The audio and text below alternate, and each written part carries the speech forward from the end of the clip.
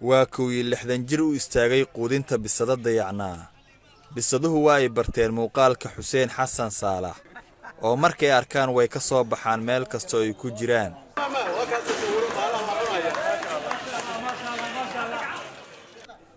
Bisadahan iyo dhowr ay ayaa marka waagu bariyo ku sugan laba jid oo kala fogeyn oo uu soo maro Xuseen.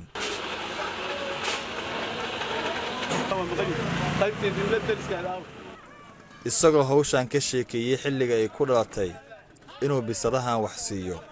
hoteelkan marka makhaayaddan oo dhulka ahaan jirtay baa ay cuni jireen waa la gatay intii la dhisayay xoogaa meesha ku rafaadeen waa aragnay marka waa isxilqaanay ganacsatada lacagta ii dhiibta anna waxa juhdiga waxaan leeyahay soo ururinta ayaguna waxay leeyihiin lacagta saasaan isku wada xilqaanay marka saasaan wax ku siin jirnay waxa igu dhaliyay markaan arkay in hoteelkiina laga dumiyay aysan maaragtay daryeelna haysan oo aad ay u baaba'san yihiin ayaan maaragtay yaan isu xilqaam. Xuseen waxa uu tirinayaa geerar uu ka turjumay dareenka mid ka mid ah bisadaha uu quudiyo oo muddo xanuun kaga maqnaa halka uu wax ku siin jiray. mukulaalka weyn waa xanuunsaday 12 maalmood la waayay waa tagnay meelaan u doonana waa weyn marka waa wareysano waa ninkii yaa wareystay asaga wareysan jiro waxa la yiri xageed aad wuxuu yiri nin corona helay oo maalmahan kadeed ma kulay lagu saladayo COVID-19 ku dhacayo kaniinka la ruugiyo kaalmaati waayo karantiilan baan ahaa koorkii madooba iyo sarwaal kaakigi iyo kooyadii anoo xilan kuraasi cad intaan tago kaftankii ma fidin karo kici waaye maalmahan kulamada ma tagi karo kaaha cali kolay tahay cidna lama kalaamo kala fogaashaa dhacay mukulaasha cad waaye kaaha cali.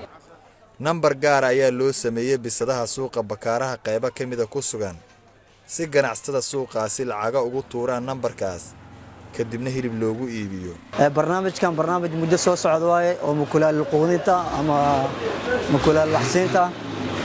dad ilaahay maaragtay oo u nimceeyay oo suuqleyda oo ganacsatada ayaa isu xilqaamay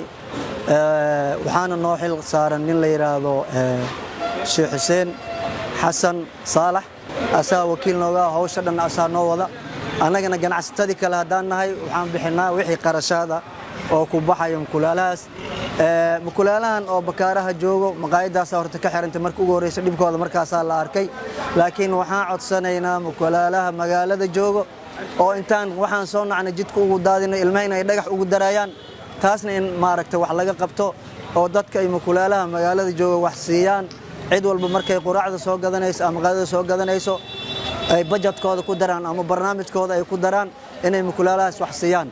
go'aankan ay qaateen qaar kamid ah ganacsatada suuqa bakaaraha ay ku caawinayaan ama ay ku quudinayaan bisadaha ayaa waxa uu noqday mid dad badan oo halkan ku nool ama ka ganacsada ay aad iyo aad u soo dhaweeyeen taasoo dad badan ku dhiirigelinaysa inay caawiyaan xayawaanada kala duwan sida haddaba aad arkayseen oo ah bisadaha. Maxamed Ciise Kona, Universal TV, Muqdisho.